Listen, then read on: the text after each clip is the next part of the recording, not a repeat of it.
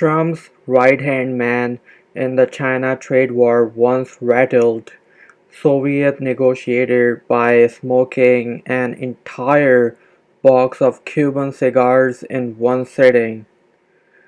Robert Lighthizer is the U.S. Trade Representative spearheading President Donald Trump's trade war with China, according to a new Bloomberg profile.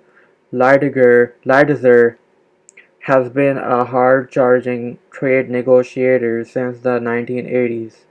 In one instance, Lighthizer smoked an entire box of Cuban cigars in a windowless room to throw off Soviet negotiators during a tense round of talks.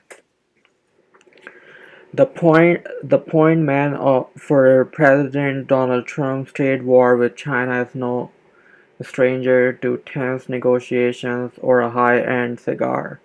A new profile from Bloomberg's Sean Donanan paints a striking picture of the longtime negotiator and current U.S. Trade Representative Robert Lighthizer.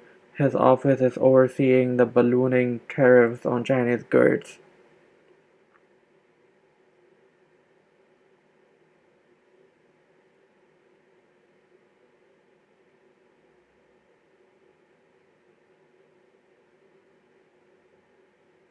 To catch the Soviets' trade negotiators off guard, Lighthizer smoked the entire tin of cigar in the windowless room where the talks were being held.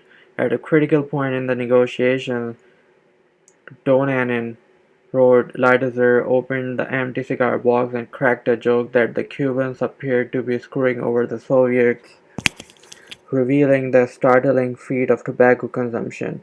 While Lighthizer keeps a lower public profile than fellow Trump administration members like Treasury Secretary Steven Mnuchin, Commerce Secretary Wilbur Ross, and National Economic Council Director Larry Kudlow, the Bloomberg report details a few other personal flourishes.